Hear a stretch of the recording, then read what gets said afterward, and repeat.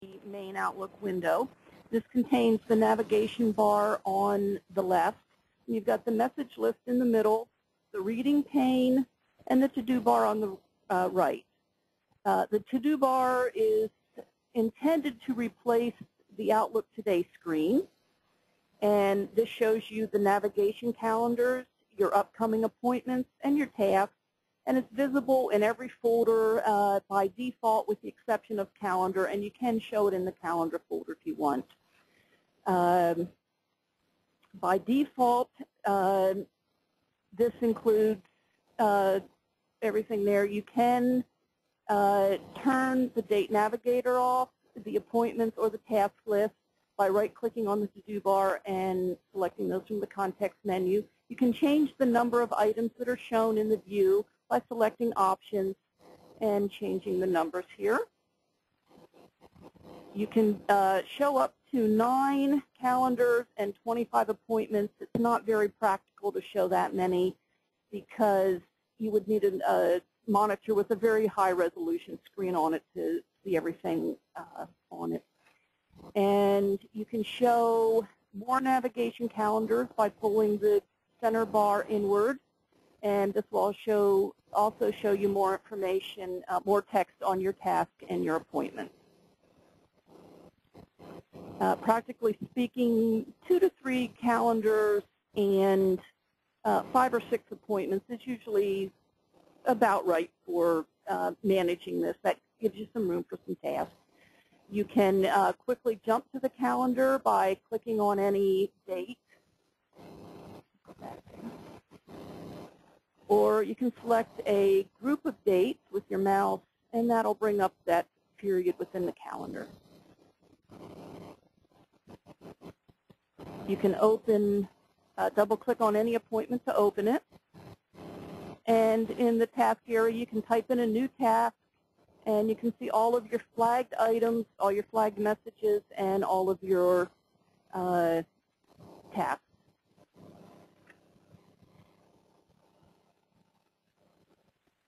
And to minimize the to-do bar, you've got the little chevrons at the top. You can click on that to minimize it.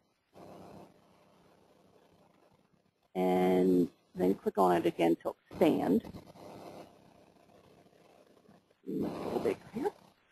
And when it's collapsed, you can click on the to-do bar, and it'll fly out a menu for you. You can select items from there. Click it again to close it. You can also click the X to close it.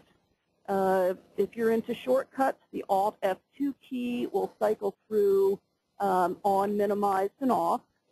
And the view menu also gives you the same options for minimizing it, turning it off, and adjusting your options and so forth.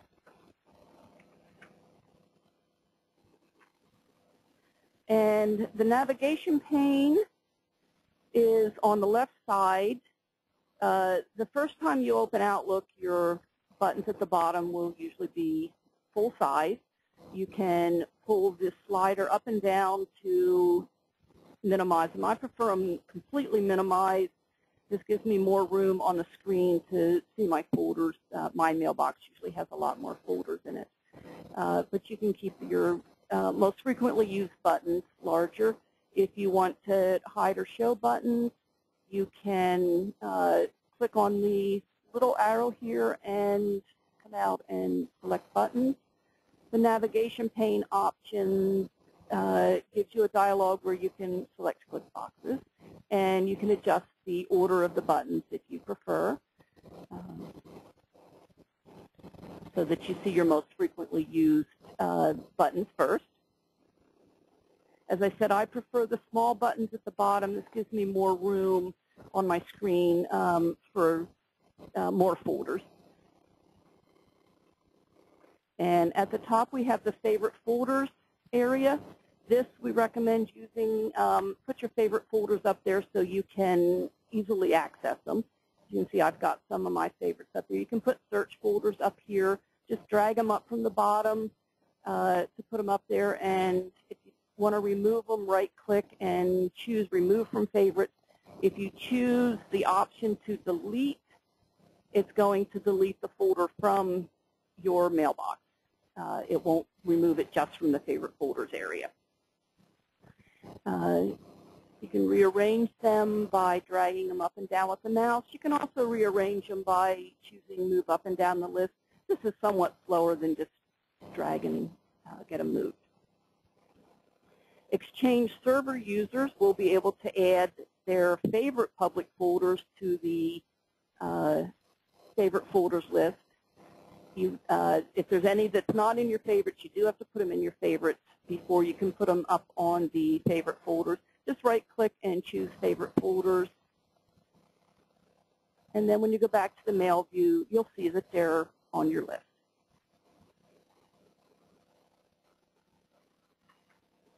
In the other modules, there isn't a favorite folders list. There is the new groups, or the groups. And you can make new groups here. And just as with the favorite folders, you would drag new folders to them, to the favorites list. I don't have enough folders in this to drag any to it. Let me add a new folder.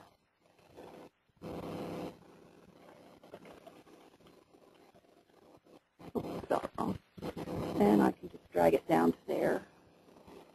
Rename it. Spelled right. And you can just drag them through if you don't want to see it. And if you want to hide some, you can click the chevrons to close it. And that works on all the folders. As with the to-do bar, you can close or minimize the pane with the chevrons. When it's minimized, you have the flyout. You can also select any of the folders that are listed here, and that'll take you right to that folder. And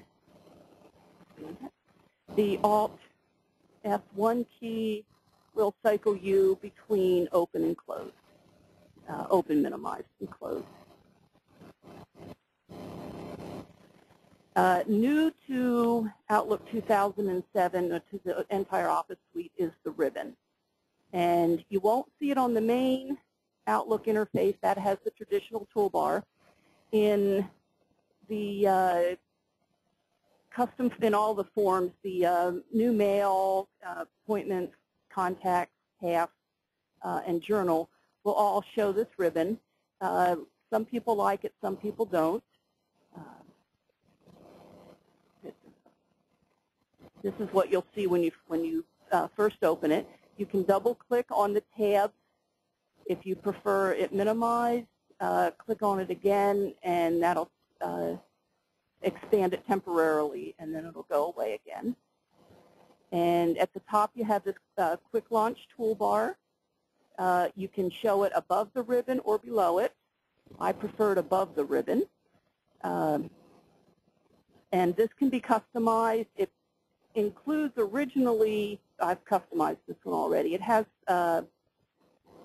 several buttons that are ones I use normally with the shortcut keys. I know the keystrokes, so I remove those from the bar because when you push the Alt key, you can select the different commands that are on the quick launch toolbar using a number. And I prefer to put the commands on that quick launch toolbar that I don't normally have memorized. It makes it a lot faster for me to work. You can add more commands to the toolbar by opening the More Commands dialog, and everything in here that's available can be selected. That one won't do too well for us.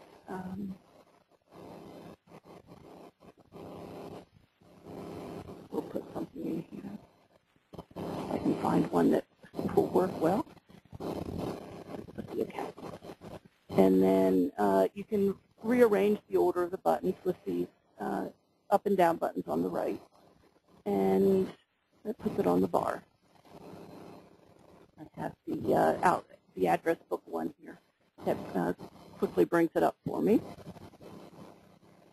On the main Outlook interface, it's the method to customize the toolbars is the same method it's been in all the older versions of Outlook or in Office.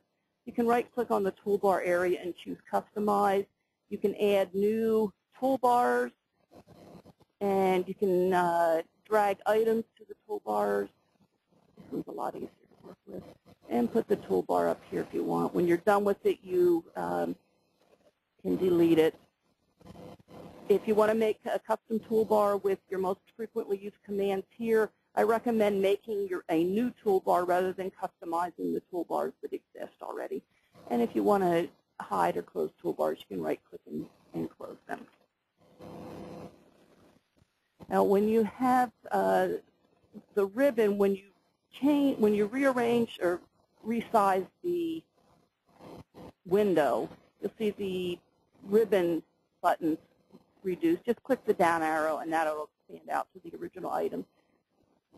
If you see a little, I don't know if you can see it very well, this little button here that clicks, and it'll bring out a big dialog. It's not available on every ribbon, but the ones that's there, it'll be highlighted when you move the mouse over to it, and you'll be able to expand it and see more items. Now, the tabs on the ribbon are not easily customizable. You would need to know XML programming to do this. The instructions are at the Microsoft MSDN and Technic website.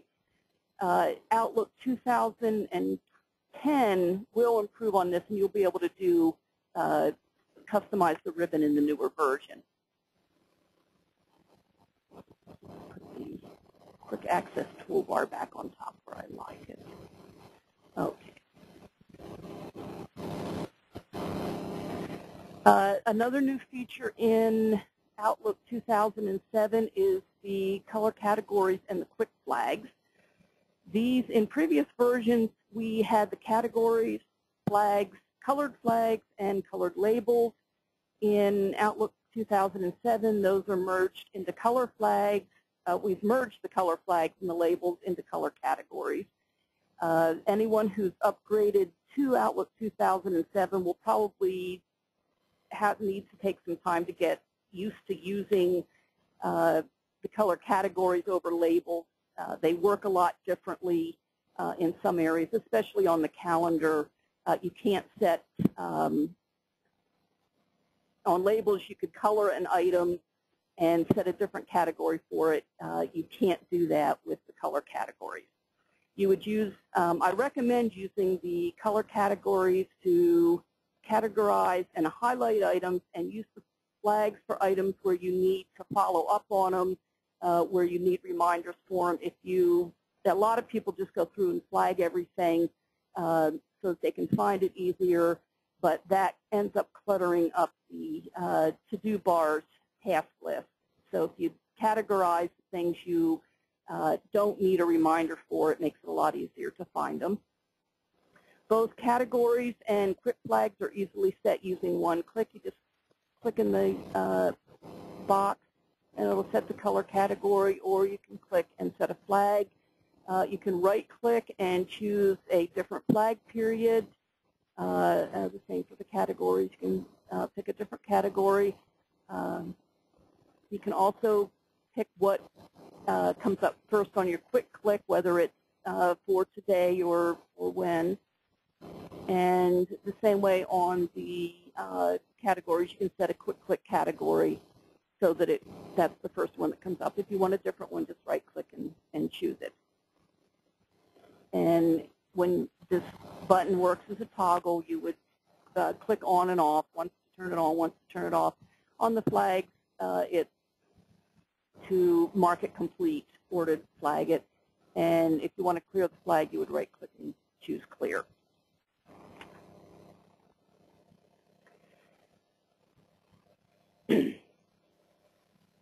You can add several categories to any item, but each item can only have one flag. And the last color category applied is the color on appointments. The last category that you apply is what the item will be highlighted with on the screen. that.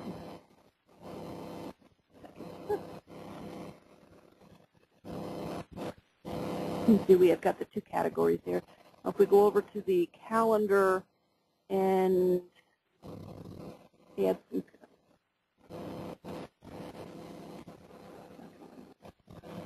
add colors here.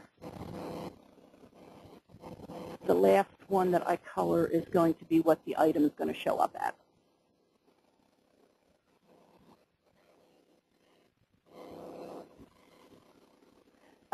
Outlook includes some default colors already.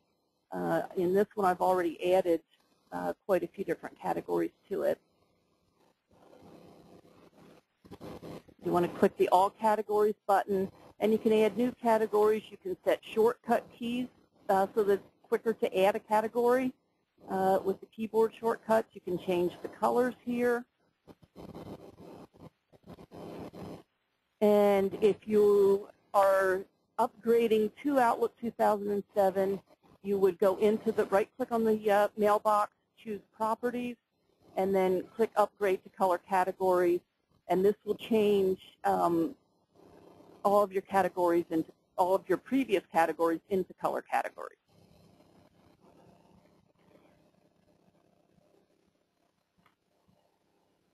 That can take a few minutes to do the upgrade if you have a lot of items, so we're not going to do that in this session. When you set a flag for today, the due time is going to be 1 hour before the end of your day. It's not going to be for 8 a.m. today as it would be if you set a flag for tomorrow. It's always used as the start of your workday, which is set in Tools, Options, Calendar. It would be the start of your workday, which is for most people's 8 or 9 a.m. The tasks that are added to the to-do bar automatically will use your quick click flag default, which for mine is tomorrow. Any task I add here under the in the to-do bar is going to come up with a flag of that it's due tomorrow, with a reminder for tomorrow. If you are using the today flag, it's 1 hour before the end of your workday. That is also set in the Tools Options, Calendar Options for the where you set the beginning and end of your workdays. One question that comes up, now we're going to move on to email. One question that comes up frequently concerns the safety of the reading pane. A lot of people wonder if it's secure. Yes, it is. It's actually slightly safer to use the reading pane than it is to open the message to read it. This is because the reading pane runs absolutely no active content. In Outlook 2007, the messages also don't run any active content, but the preview pane is definitely a lot more secure. Don't be afraid to use the reading pane for your attachments or for your email. Both are safe. All of the default Office types will display in the reading pane, so you don't have to open the attachment to read it. And if you have Adobe Acrobat or Reader or some other PDF readers, those will also preview in the reading pane. So you don't have, it's really convenient when you don't have to open the application to read the attachment. You can open messages. Some things won't, HTML content won't display properly in the reading pane. You can open the message, go to Other Actions, and choose View in Browser. This setting uses your browser security settings. If you've changed those, it won't be as secure as it will be to read it in Outlook, but it will give you the full features that are available in the message. Sending email is easy. You open the message and type in your address and your message in it. You can use the Control-Shift-M key as a shortcut from any folder within Outlook to create a new message, or the Control-R key to reply to a selected message. Once you type in your message, you would hit the Send key or alternate S, Alt-S, and the message goes to your outbox where it gets sent on your next send and receive unless you have Send Immediately enabled.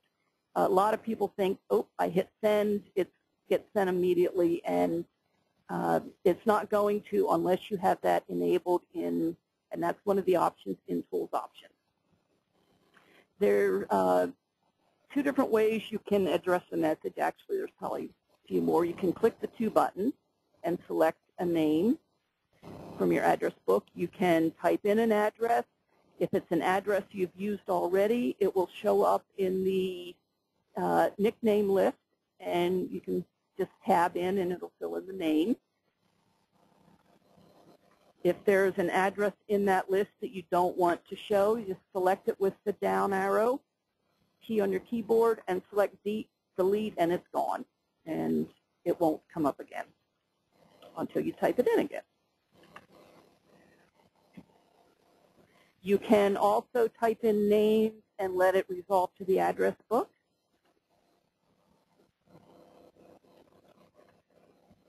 And my test's not working here. If the name comes up with red underlines on it, you would right-click and choose a different name. You can choose from a selection of names.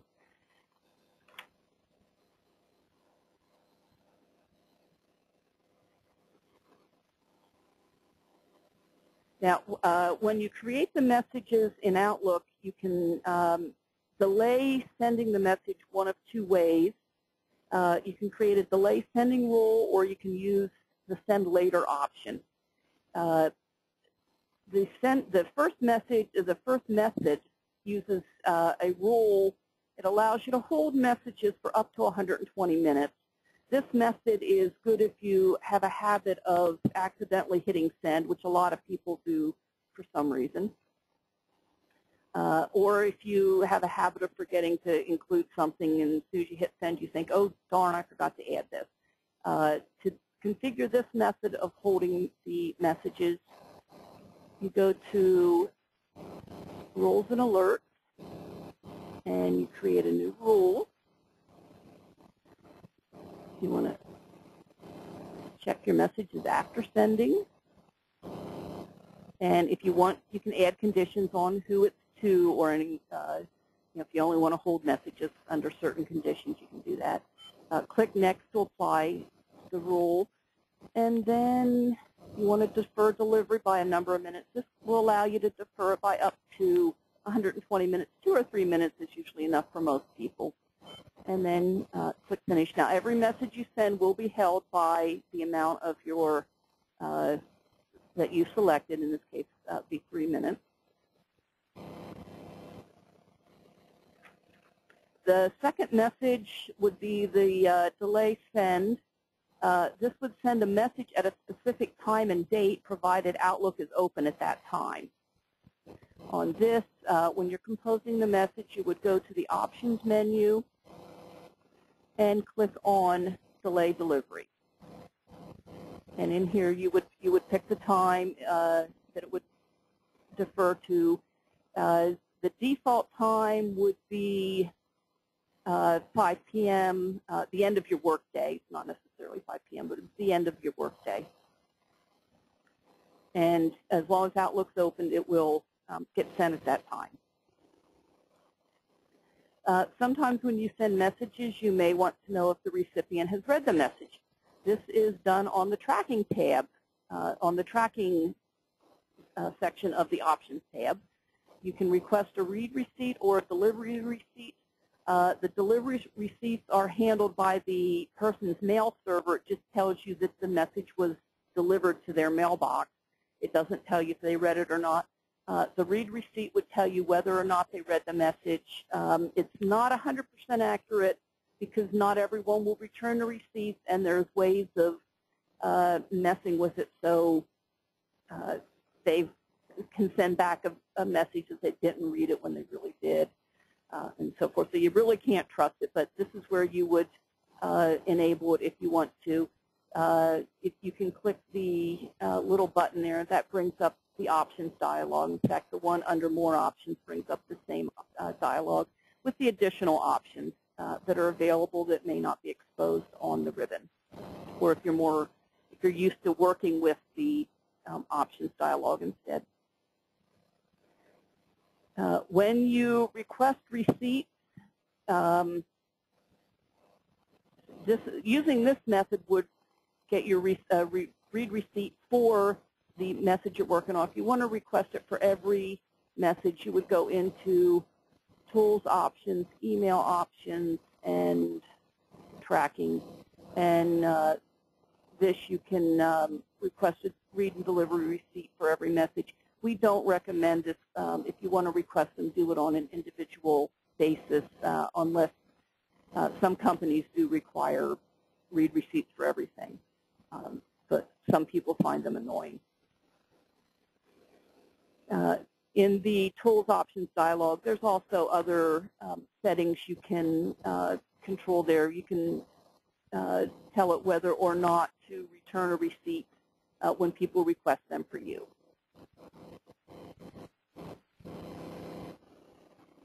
When the receipts come back, they will update the sent item in your sent folder. I don't believe I have any in here. It'll add a little blue icon to the message envelope so that you know that the receipt is back. And then when you open it, you can look at the tracking on it. The next feature we're going to talk about is the signatures. Before you use a signature, you have to create one. To do this, you go into Tools Options, Mail Format, and Signatures. I have 2 signatures here already. Just click the New button, type in a name, and then enter the signature at the bottom. And then click Save to save it. You can select a signature from the list. We recommend if you're using signatures and sometimes don't want to send one, we recommend making a blank signature that has nothing but 2 dashes in it. This helps you to see where it is, where the signature begins on your screen. But we recommend you to create a blank signature to use. If you use none, you won't be able to switch signatures as you would using a blank signature. And then when you open the message, you'll see where your signature begins with this blank one, and then you can just select a new signature.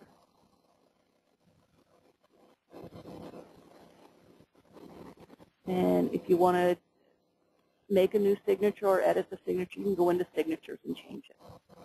If you don't use these 2 dashes to identify the signature and type in the signature area, you're not going to be able to, the spell check isn't going to work. You're not going to be able to change the spelling. It's going to ignore the spelling errors. So that's why we recommend the 2 dashes there. When you use multiple email accounts, which I don't have 2 set up in this profile, when you have multiple accounts, Outlook will change the signatures when you select a different account. For that to work correctly, you need to assign a signature to each account. If you don't want a signature, use that blank signature. And then you'll be able to flip back and forth between signatures.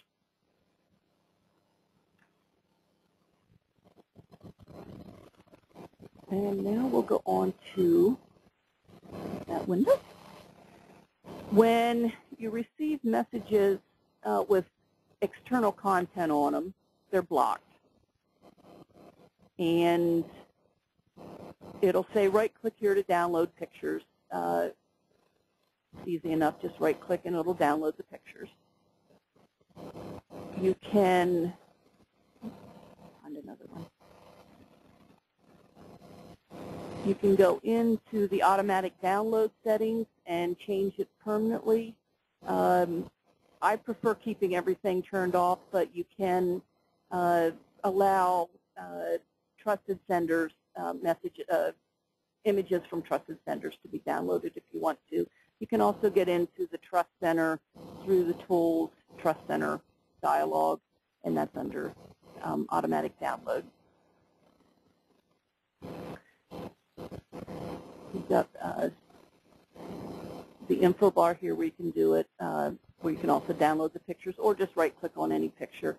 If you have pictures are supposed to be downloaded, but you see the red X and it doesn't tell you to right-click to download pictures, that usually means that your internet, temporary internet file cache is full, and you should empty the temporary internet file.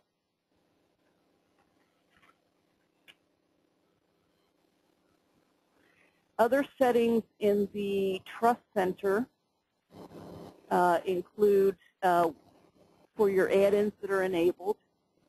If you need to enable or disable an add-in, you get down here to the bottom of the screen and select whether it's the client extensions or the COM add-ins and click Go. If you have any disabled add-ins that you want to check on or enable, you would select the disabled add-ins. They would be listed here so you could see what's installed and what's not. Under privacy options, this would be for settings that between you and Microsoft, whether you would search the internet, the online help when you click F1 or the help settings. That's everything strictly between you and what goes out to the internet to Microsoft on that privacy setting. The email security settings is for your encrypted email that's for using digital signatures. You can also use this if you want to read all of your mail in plain text, and whether you want to allow scripts. You can allow scripts if you don't use Exchange servers. It doesn't matter on that. The attachment handling is whether you can reply with changes, and if you're going to use the attachment preview, you can also click here and show what allow certain types of items to be previewed and other types not. We've had the automatic download macro security. This default is to warn for signed macros and to disable unsigned macros. I recommend, if you write your own macros, I recommend using the warn for all macros. That way you don't have to worry about signing your own macros.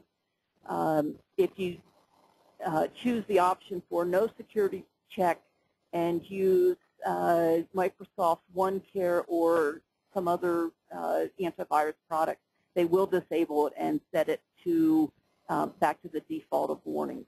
But I do recommend at least the warnings for all macros. And then the programmatic access, this just tells you about your, it'll warn you about suspicious activity when the antivirus software is either not installed or out of date. You can choose whichever setting you want on here. I leave it on the default.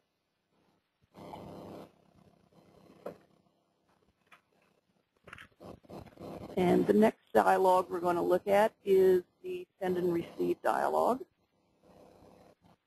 It's up here at the top. Get way down to find it. For define the send and receive groups, you can also use the Control-Alt-F key. And this is where you would set up your automatic mail checks when mail is offline or when it's online. If you have more than one account, you can edit the settings for those accounts. And you can make additional send and receive groups and have maybe one check mail every at different times and so forth. They can, when you push the F9 key, whether or not it would be included. This is good. If you have several accounts in the profile, it's good to use separate send and receive groups for those. We don't recommend checking do the automatic mail checks any more frequently than 8 to 10 minutes. If it does it too much, it can cause Outlook to lock up.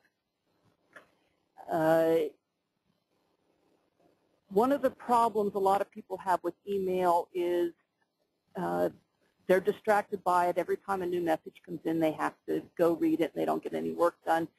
I recommend not reading every new message as it arrives. If you can't ignore the alerts, you can go into Tools, Options, Preferences, Tools, Options, Preferences, Email Options, Advanced, and you can turn off the notifications. The new desktop alert is the little blue window that comes up to alert you that you have new mail.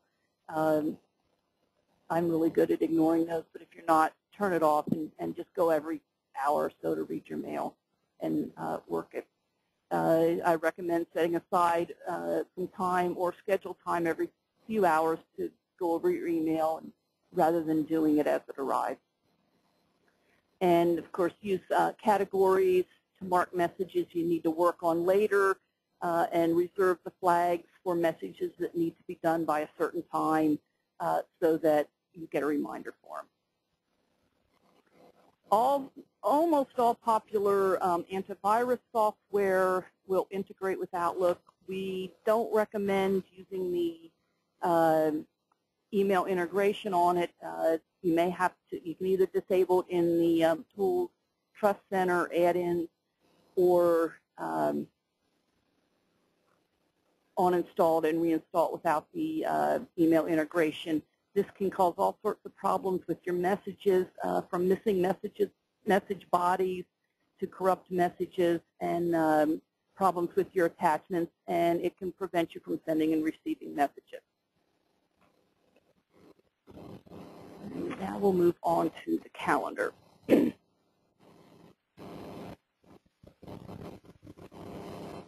off. We have just one calendar there.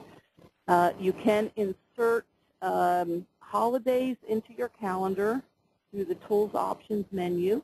Go into the Calendar options, and to add the holidays, you click the button, select the holidays, and click OK. I've already got the calendars in here, so it's going to ask me if I want to install them again. This will add a duplicate for all of those holidays.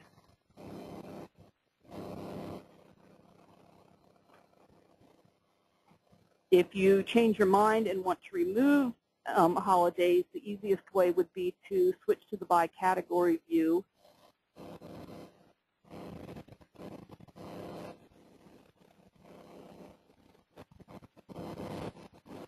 And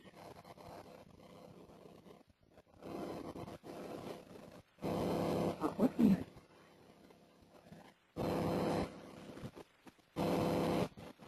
And select the holiday category.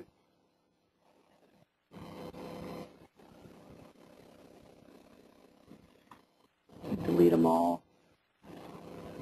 And they're gone.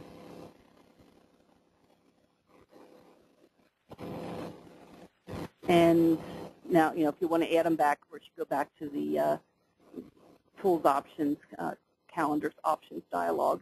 You can create new appointments several different ways. Wait for this to get ended here. And go back to the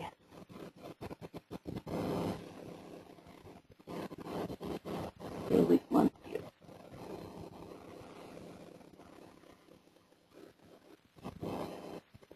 Outlook is being slow at the moment.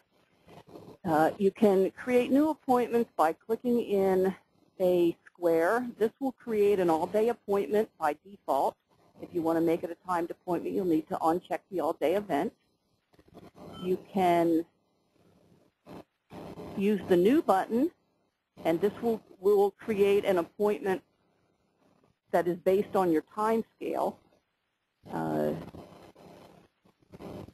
that makes it, excuse That makes a 30-minute appointment by default. That'll always do a 30-minute.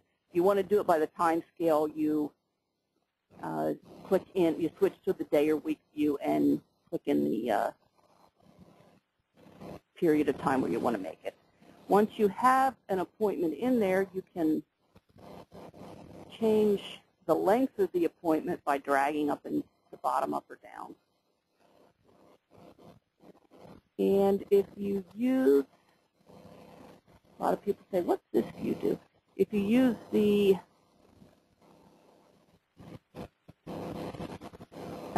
view with the auto preview, it'll show you information, more information about your appointment.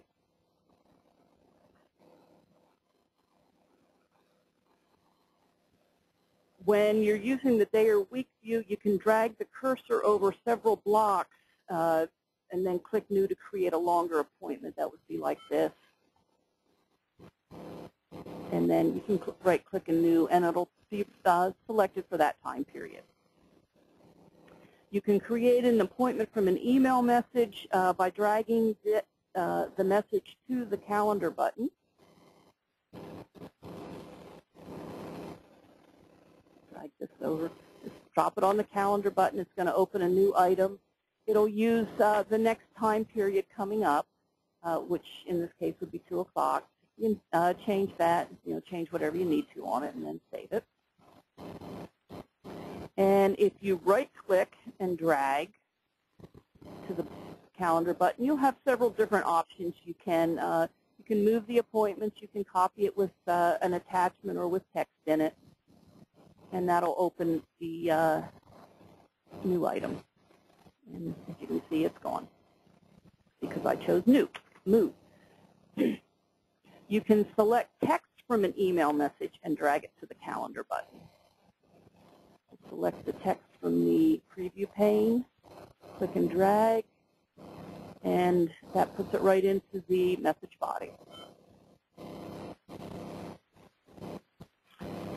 If you need to create an appointment that is identical to an existing appointment but on a different date or time, you can copy the appointment. In the day, week, month view,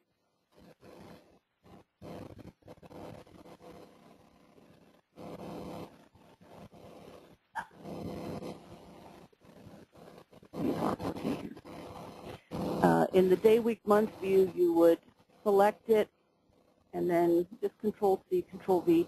Sometimes it goes into edit mode. If it does that, push the escape button on your keyboard, and then you'll be able to copy it and drag it to wherever you want it. There we go. You can also use Control, select it with the Control-C, then move it to a different date and paste it in place, and it'll pick up that time. Outlook supports natural language capability. This is one of my all-time favorite features. In most of the date and time fields, you can type whatever you want. As long as it's a date or time that Outlook can recognize, it's going to put it in. Tab out, and it puts in the date. You can use shortcuts. Now, if you notice, before I had Christmas Day and I put in 1W for 1 week, it moved me ahead to 1 week ahead from the previous date that was in the calendar. This works good if you know you need, say, 15 days from January 4th. You can just enter January 4th in the start time and then type over it with 15D. And that will give you the date. It's January 4th. We'll type over it for 15 days, and that takes us 15 days ahead.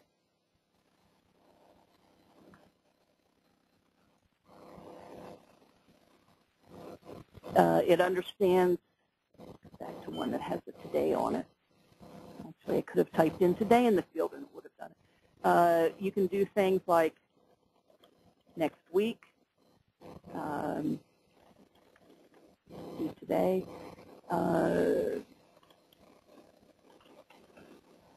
Thursday, and it'll do pretty much anything. Experiment with it to see what works and what doesn't.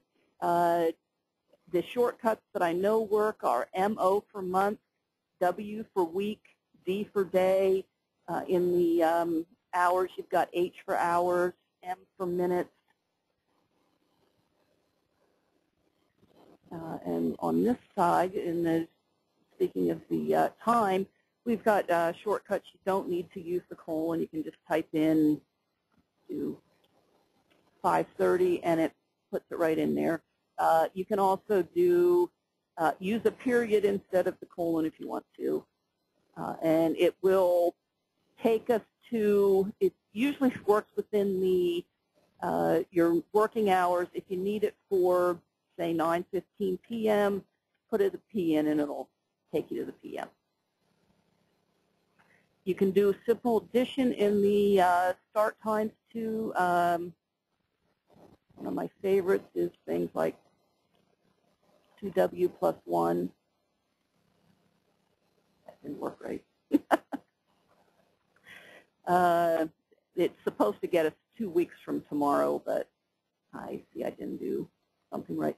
You can't subtract. You can't use a minus sign for subtraction, but if you use the word before, it will usually work. I'm trying to think of an example where I could use it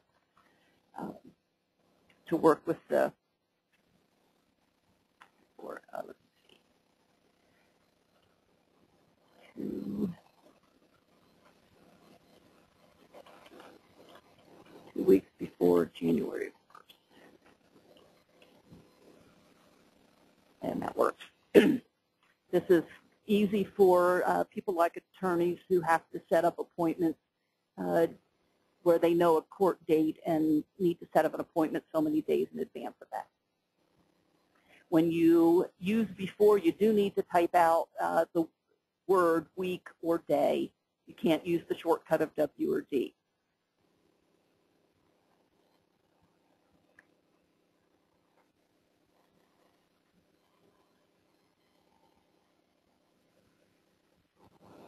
Most of the natural language shortcuts do work in the date and time field. Snoozing won't accept shortcuts. You can't type in 1W to snooze it for 1 week. But you can, in the snoozing field, type in words like 2 hours, and that'll snooze it for 2 hours. I shouldn't have dismissed my reminders, and we would be able to test that. If you aren't sure if a shortcut will work, try it. If Outlook doesn't like it, it's going to let you know it won't convert whatever you typed into a date. It'll let you know it's not valid.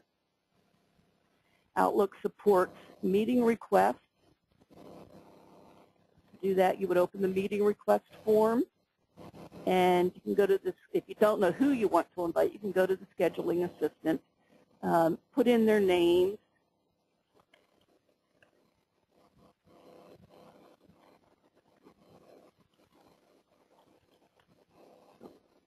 bring up my free busy. It's not going to work.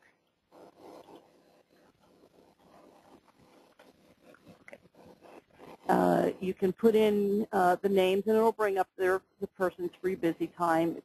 Adjust the grid to set up the appointment. Select different dates. This will tell you when people are free, so you can make an appointment when they have free time. This is if you're using Outlook 2000, Exchange 2010 on the back end. It just doesn't want to find my free busy. And go back to the appointment field, enter in the information, the subject and so forth, and the location, and send it. When the person receives the appointment, they'll click I have a lot of testing appointments here.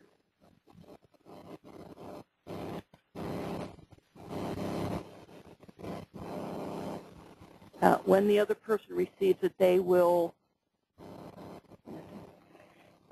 be able to accept it or decline the meeting. You can set Outlook to auto-accept your appointments if you want. This is the in-calendar options under resource scheduling. You can set it to automatically accept the request, to automatically decline if you want, or to decline recurring. And if you use Outlook Change 2007, you'll have this permissions dialog where you can adjust what free busy permissions other people will have for you. And you can also get in there through the free busy options.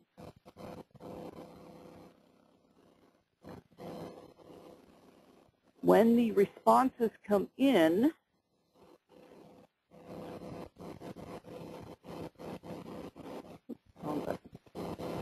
you can set it to process the request on arrival and the responses on arrival, to process the receipts, and then after processing, if you want to get them out of your inbox, you can select the option to move them to the deleted items folder. You should not forward meeting requests to others without the permission of the organizer. In Outlook 2007 with Exchange 2007, the organizer will be notified.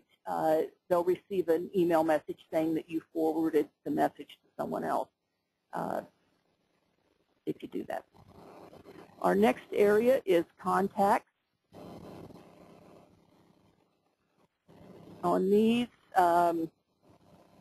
pretty basic. You've got the, you can add a picture to the person's contact if you want. I don't have any pictures on this computer to add to there, but you can add their picture there if you have it, or their company logo. You can click on their business card and add images and change it around, add colors if you want to also. We'll make this one an ugly green. And that will be visible in this screen there when you're working. Outlook has the Activities tab. This will show you all the activities that you've had with this person. I haven't done any. This is just a sample contact, so I don't have any information here to show. But you can click on the menu and see any upcoming appointments you have with them or email you've exchanged with them and so forth. In the Outlook address book, this lists only the names of the people that have email addresses or electronic addresses, which would include fax numbers. If you've got someone with a fax number, we'll add a fax number here too.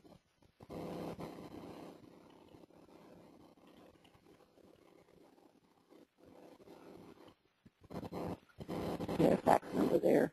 And when we go into the address book, you'll see that her fax number is also up there. If you don't want to see the fax number as an electronic address, put it in one of the other fields, or put an F in front of the number so it doesn't show up. Outlook 2007, all versions of Outlook have what they call contact linking. In older versions, at the bottom of the screen, at the bottom of the contact form, there would be a box that said contacts, and you could link other contacts to that person. It's hidden in Outlook 2007. To enable that, you go to Tools Options and Contact Options and enable the Show Linking.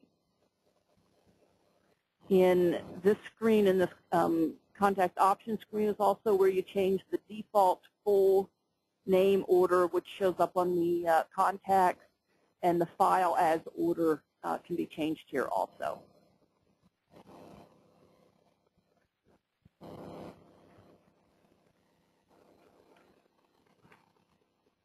When you enter phone numbers into the contact form, Outlook will normally format the number with the parentheses around it. There's some people who want to avoid the formatting, mostly people who sync with smartphones and similar devices that they say their phone numbers, that their phone can't dial the phone numbers with the parentheses on it. To change that, to avoid that, you could go into the control panel in Windows and into the phone and modem options, and you change your location, either change the area code to 1 with this works in the U.S. or Canada, or you change International Free Phone Service. Oops. Select the International Free Phone Service. And now when you make appointments, when you enter phone numbers and tab out, it's not going to convert it to a formatted number with the parentheses. Now, if you press the phone button, it will, when you go back, add the, in this case, 800 to it. So you want to avoid pressing these buttons. Otherwise, in other ones, you would get like a +1 added to it. You just delete that back out and save it.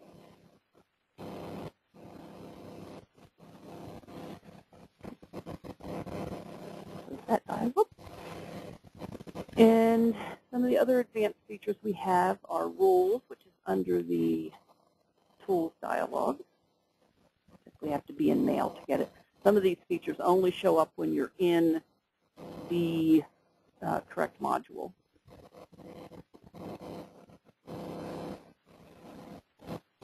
Rules and alerts. And from here you can make new rules.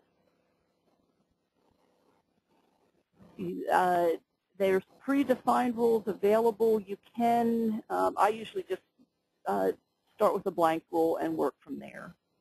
Rules will only work on the inbox. If you want to run them on other folders, you can use the Run Rules Now option and open the folder or select it from the browse, and it'll work on any message. Outlook has junk mail.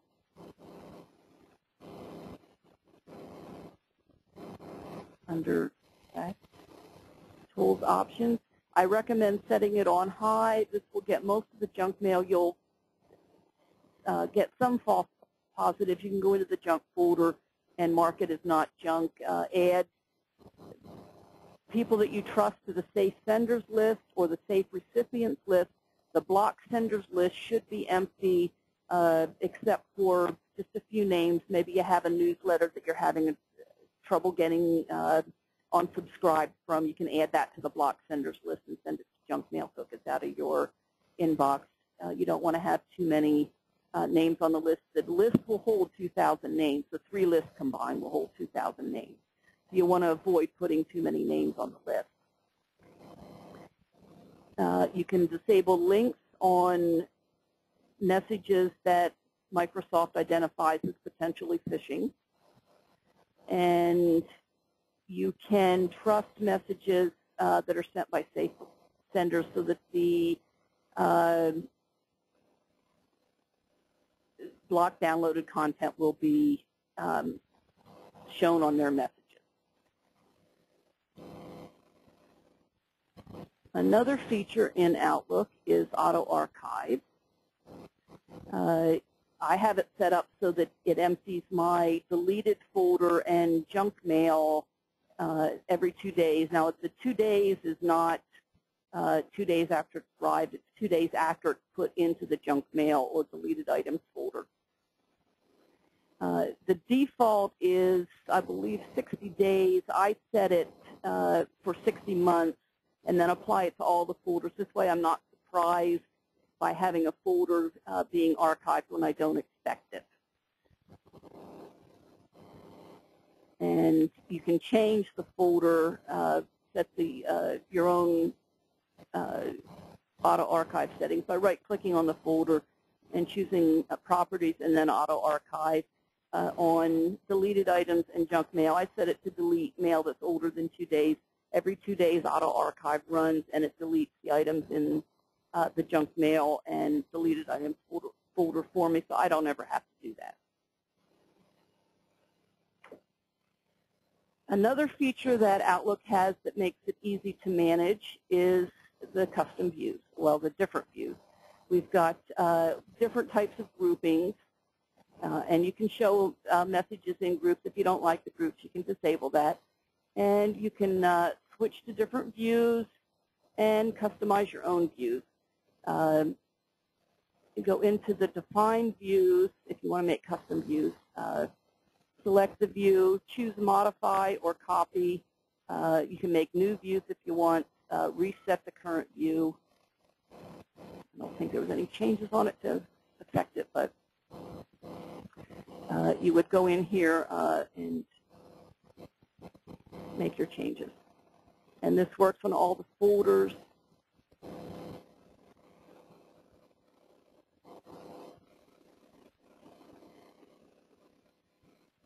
You can use the predefined views. You can also right-click here if you want to change the different sort orders. Change it between the from, the to, and so forth. Go into the custom. That's on a right-click menu. And you can reset the views. You can add filters. Automatic formatting, that's a neat feature where you can go in and change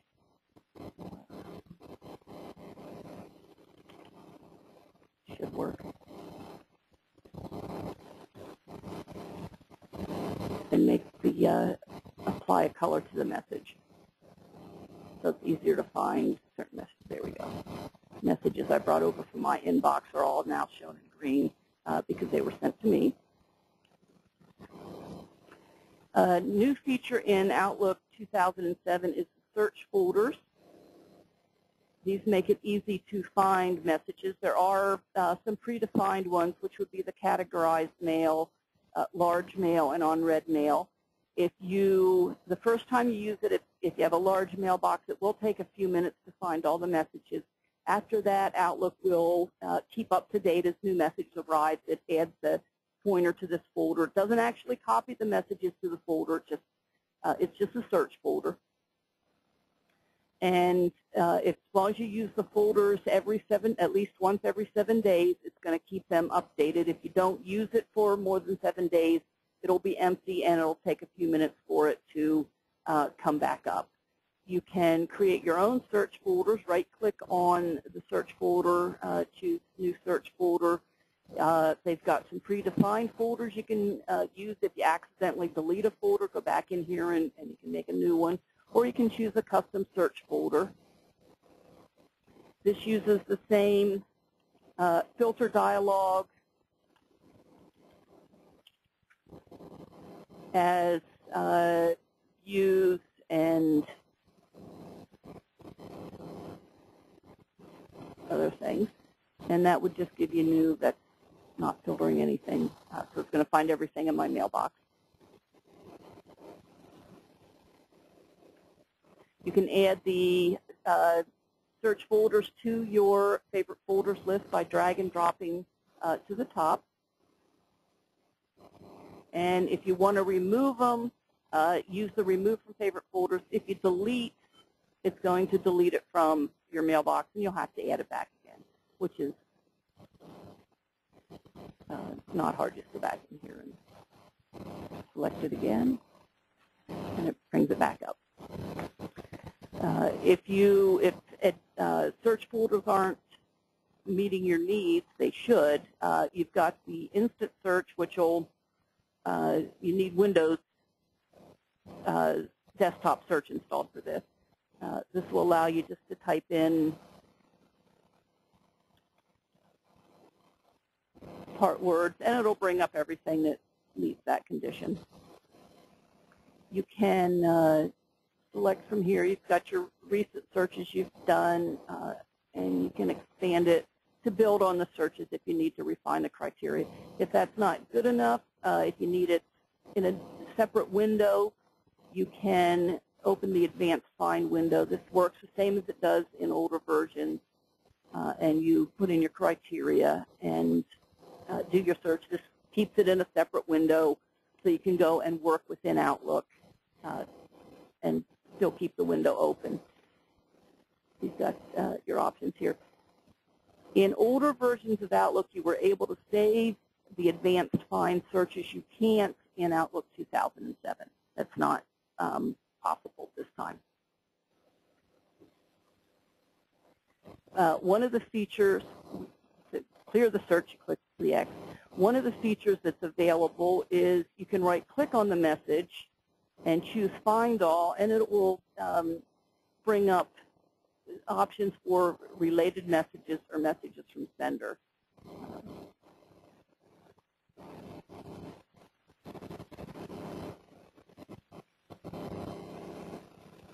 Find some. This will bring up all the related messages in an advanced find window, so you can review them. Or it will bring up all messages from that person. If you use Outlook with an Exchange server, you've got the out-of-office assistant, which you can use to send out-of-office replies. If you don't use Exchange server with your Outlook, you'll need to create roles to send replies out. And my out-of-office isn't going to open. There we go. You can use the out-of-office replies. You can control to a degree, if you use Exchange 2007, who gets the out-of-office replies, and send different replies, whether it's to inside or outside. And with Outlook 2007, you can also set at what time the out-of-office replies are being sent. If you've got an appointment coming up tomorrow morning, you can go in today and set up the out-of-office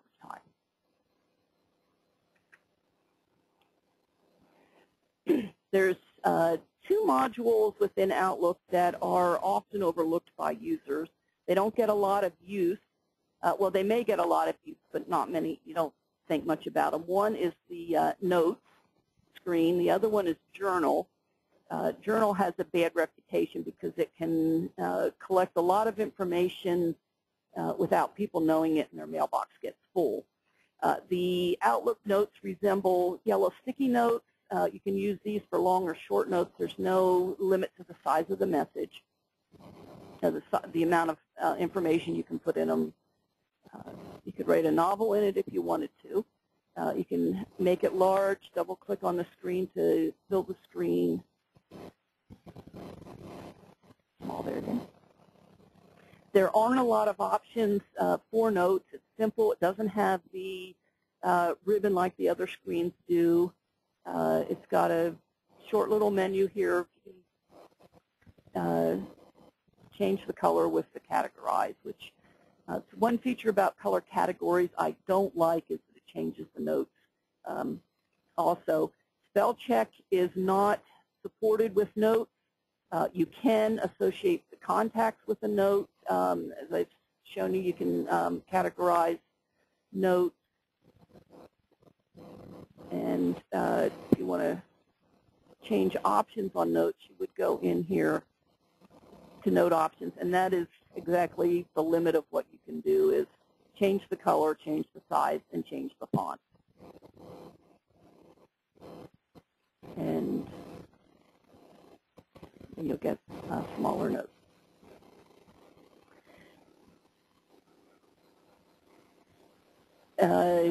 Notes, a lot of people say, well, you can't really do much with them. I like to keep passwords and other small notes in them. I think for me, they're good for passwords because only people who can get into Outlook can get my password. They're good for storing temporary addresses and things. Same thing you would write, use paper sticky notes for. They can contain several thousand words, so you could write a book in it if you wanted to, but there's no scroll bars, and of course there's no spelling on the notes either, so you're not going to be able to do a whole lot with them. If you have a long note, you would use the arrow keys or scroll using the mouse. Just pull down through the text. Notes are only visible when Outlook is open. If you want a true electronic sticky note that you can place anywhere on the screen, you would need a third-party sticky note program. 3M makes an electronic Post-it notes, and there's quite a few free and shareware programs available. The journal, as I mentioned, is probably one of Outlook's most maligned modules. In the early version, it was really slow. It's much better now, but a lot of administrators learned to hate it because users would turn journaling on for everything, and then the mailbox would get outrageously large. We'll go to the journal. You can, when you turn journaling on the first time, you can record your email messages, all of your meeting requests, task requests there. All of your contacts would be listed there, so you can select those. And you would have the Office file type. It only works with the Office file types. It won't work with other file types. And your other options are when you double-click on a journal entry, does it open the journal entry, or does it open the item that's referenced by the journal entry? If you're working on a Word document and have it set to open the item reference, when you click on the journal entry for the Word document, it would open that document directly. And that's very simple to set. As you send mail, you would end up getting a lot of items filling your mailbox, filling the journal folder. If you do use the journal, you should have it auto-archiving fairly frequently to keep it small, because it will collect a lot of information. You can create journal entries for phone calls and other types of items. The ones we looked at earlier were for automatic creation. These are ones you would create yourself.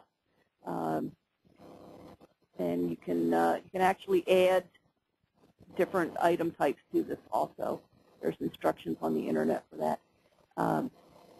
These would be ones you'd create on your own. It has a timer that will record the duration of the event for you.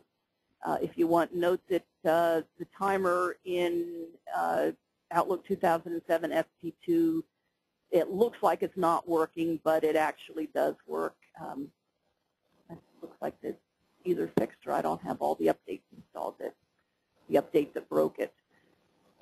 And this will, after, it'll update the time within the duration as you do that.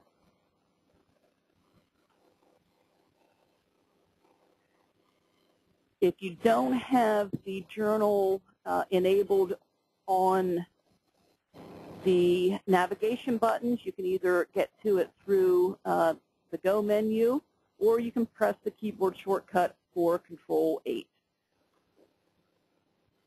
Those keyboard shortcuts are very handy to learn.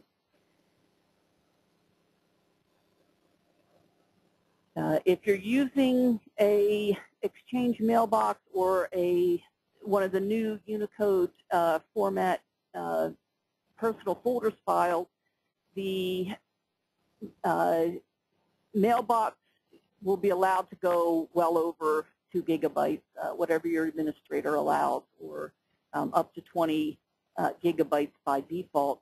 So a large journal is not a problem as it was in the past with older versions of Outlook, but you still should have the auto-archive set on it so that you can keep it fairly small and recent. And I am ready to take questions. Monica, if there's anyone that has any questions. Thank you. We will now take questions. To ask a question, please press star, then the 1 key on your touch-tone phone. This will place you into a queue. One by one, the lines will be open. You may each ask your question.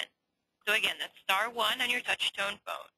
If your question has been answered or you wish to remove yourself from the queue, press the pound key.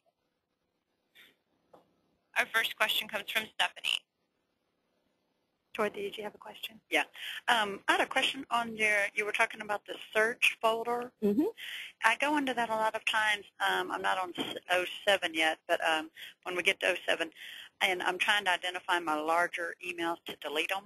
Right. Am I actually deleting them from that large folder, or are they not being deleted? Because I thought you said that there was a temporary folder. The folder is, when you're deleting them from that folder, you are deleting them from your mailbox. Okay. It's not, the search folder does not have a copy of the messages. It just has a pointer to the message. So when you delete it from the search folder, you are deleting it from your mailbox. Okay, because we've got a real problem with email size. So yeah. That's great. Yeah, you're doing correct when you're deleting the large size messages. Perfect. Thank you.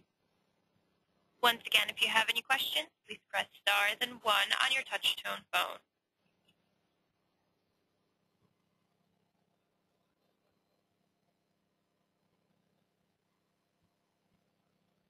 I do not show. Oh, I'm sorry. We do have a question that just came in. It comes from Robin. Hello.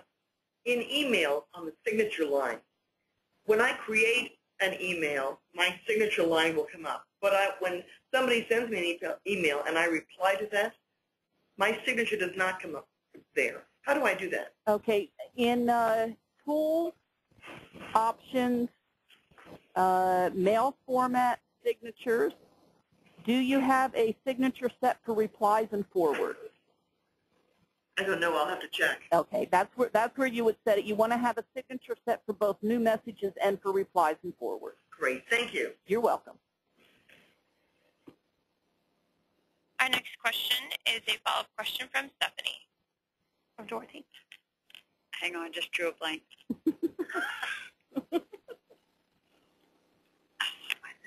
I did have a question about where you went in and linked contacts. Mm-hmm. What does that do? I mean, how exactly does that link contacts? What purpose does that serve? I guess? Well, in the contact linking, where you show it on the forms, it doesn't do anything immediately. But if you have, it shows up a contact screen on the bottom, a contact field on the bottom of your appointment, Okay. or the bottom of your event. It can be another contact or whatever. And then you can select a contact and link to it. I just did it on a contact item. That really wasn't the best place to do it. We'll do it on a appointment here. If we do it, set up a appointment, say with, I'm going to make it with Sue Ellen. I can click on the contacts field and add her name as a contact, and then when I am reviewing the appointment, I'll see who it's with and have all of her information handy to me. So it's just, and then if I go to search for her to use the activities tab on her contact, I'll be able to see the appointments I've made with her. And how about the linking contacts, where you did, I think there was like 4 little squares, and they had like, I guess 4 little contacts. I'm not sure what the linking of them. Oh, in the contact. Yeah, right there. Okay, this is just the contacts folder. I've got a business card view up on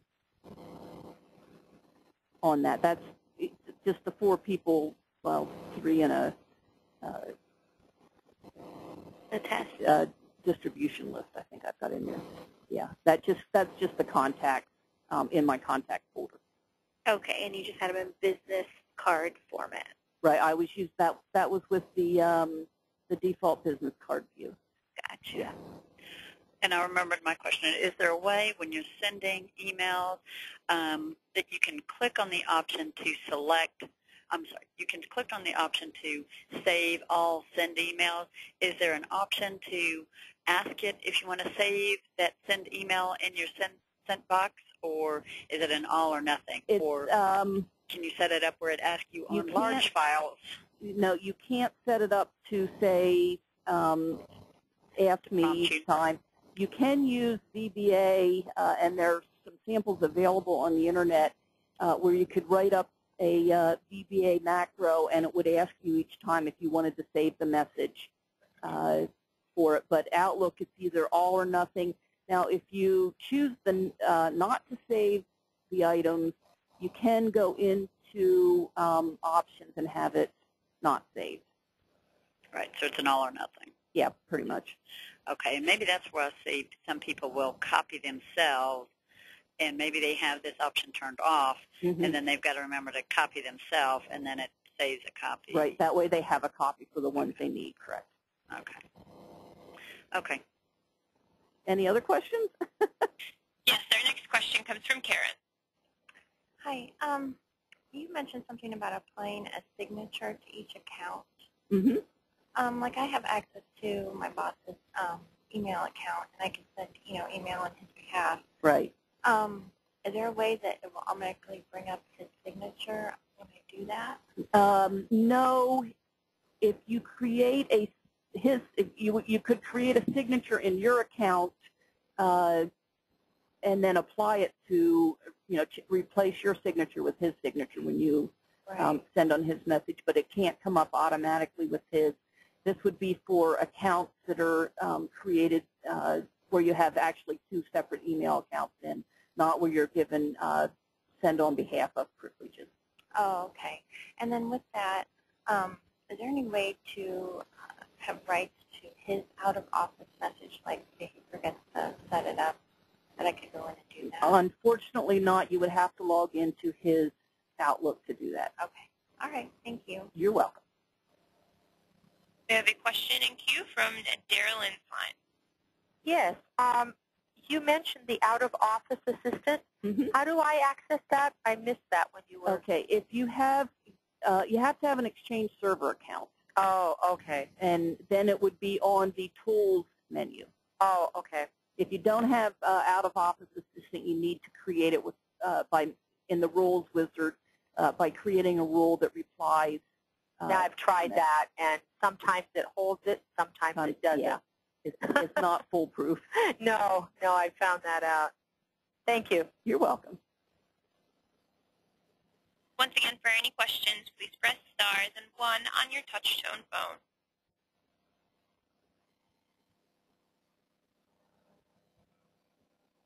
We have a question queue from Valerie. I have a question on the out-of-office assistant. Is there any way to copy and paste from the message that you're sending to the in-house context versus the outside context? You mean? So you don't have to repeat and type the message a second time? If selecting the message and using the keyboard options doesn't work, then no. Yeah, it doesn't work like that. I'd never tried it, so yeah, you can select it and then press the keyboard Control-C to select. Oh, so you can't right-click it and copy and paste? No, right-click won't work, but you can use the keyboard shortcuts of Control-C and Control-V. Oh, okay, great. Thank you. You're welcome. Once again, for any questions, please press stars and 1 on your touch-tone phone. We have a follow-up question from Karen's line. Hi.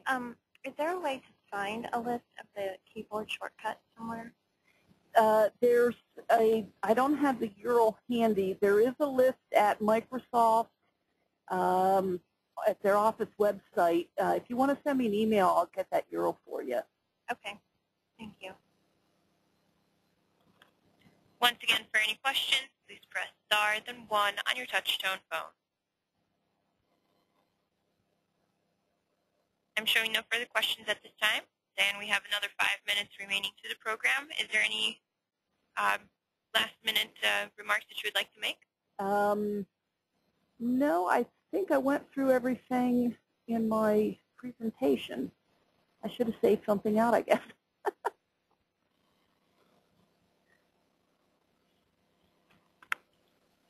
Thank you, Diane. If you enjoyed this conference, you may apply the purchase of today's program towards one of our packages and receive up to 40% off future training. For more information, please call Jonathan Ipple at 1-866-878-9329 or email seasonpass@lorman.com. To request continuing education credits for today's teleconference, please refer to the credit link in your confirmation email. For continuing education questions, please call 866-352-9540. This concludes today's call. Thank you for your participation. To end this call, simply hang up your phone.